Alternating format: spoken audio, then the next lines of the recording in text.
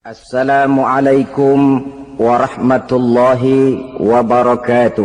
Waalaikumsalam warahmatullahi wabarakatuh.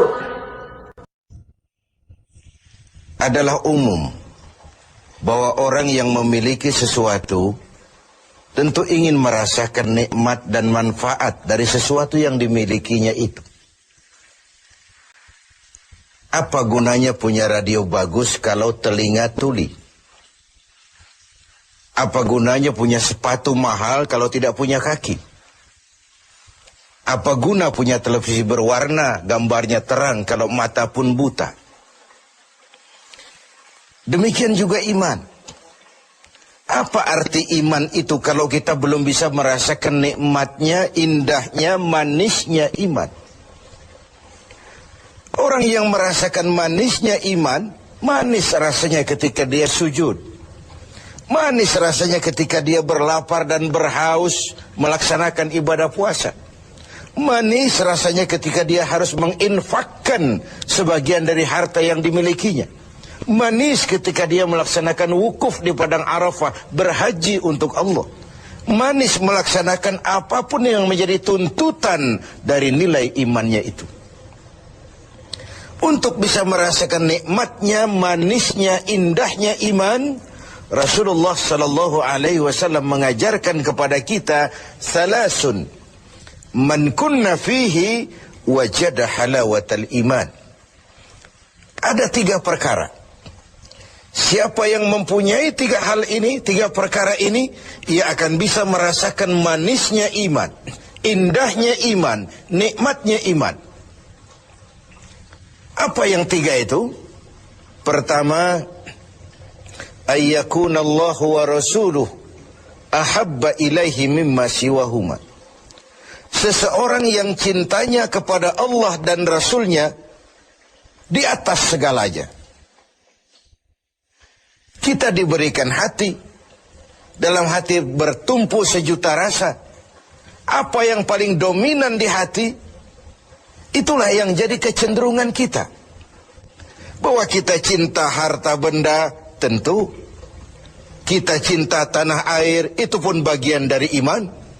Kita cinta pangkat dan jabatan, wajar. Kita cinta anak dan istri, iya. Dan agama pun tidak melarang, persilahkan. Cintailah apa yang perlu kau cintai. Mencintai tanah air, mencintai bangsa dan negara, mencintai harta benda, mencintai anak istri, mencintai teman, pangkat, jabatan, persilahkan. Tapi kan cinta kepada alam dan seluruh isinya dibatasi oleh kesadaran. Pada suatu saat kita akan berpisah. Cinta kita kepada harta, entah si harta dulu hilang di gondol maling, entah kita dulu meninggalkan harta itu. Cinta kita kepada pangkat dan jabatan ada waktunya. Cinta kita kepada anak istri sekalipun ada saatnya.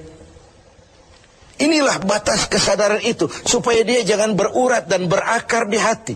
Kepada Allah dan Rasulnya kita tidak akan pisah selamanya. Kesana idealnya kita memperbanyak rasa cinta ini. Ketika terjadi perang Tabuk, baginda Rasul melakukan mobilisasi dana. Semua sahabat memberikan sumbangannya. Datanglah seorang sahabat, Sayyidina Abu Bakar Siddiq radhiyallahu an, memberikan harta bendanya. Begitu banyak sampai Rasul bertanya, hal tarakta li ahlika syai'an ya Abu Bakar?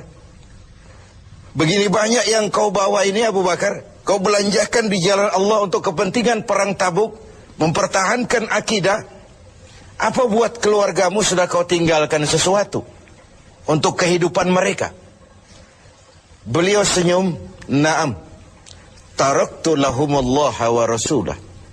Benar, sudah aku tinggalkan buat keluargaku. Apa yang ditinggalkan? Aku tinggalkan kepada mereka Allah dan Rasulnya. Cinta kepada Allah dan Rasulnya, itu yang aku tinggalkan kepada keluargaku. Adapun harta, semuanya aku belanjakan di jalan Allah untuk kepentingan mempertahankan keyakinan.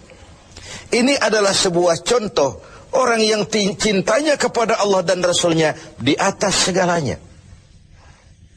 Harta itu, pangkat dan jabatan itu, semua kekayaan materi yang kita miliki itu, kalau sudah memenuhi panggilan Allah dan Rasulnya, semua mengalir. Semua mengalir. Dari sana dia datang dan ke sana juga dia akan kembali. Inilah keyakinan terhadap inna lillahi wa inna ilaihi raji'un.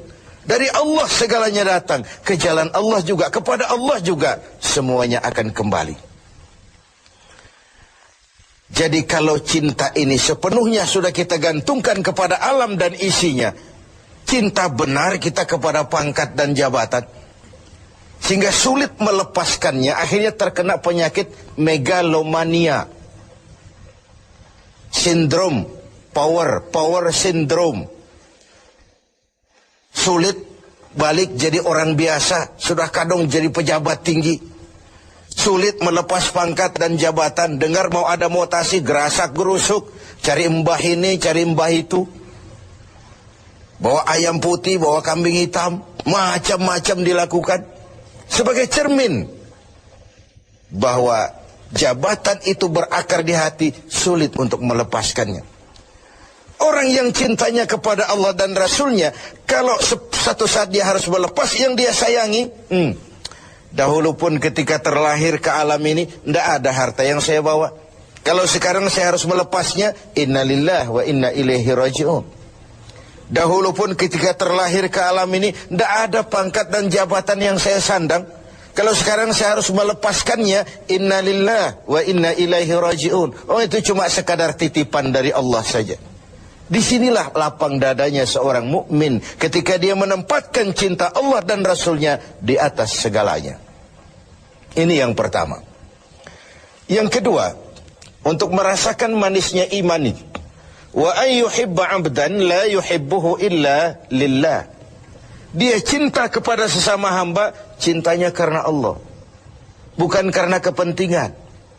Kalau sudah cinta karena kepentingan, sebatas kepentingan terakomodir, kita loyal, kita taat, kita setia, kita cinta.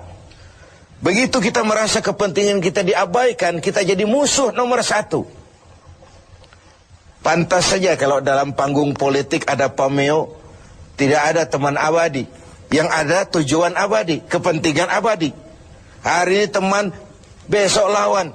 Hari ini disanjung, besok digusur. Agama mengajarkan cintai sesama hamba karena Allah, bukan karena kepentingan, bukan karena mencari kehormatan diri, tapi karena Allah saja. Kau di jalan Allah, kau saudara saya.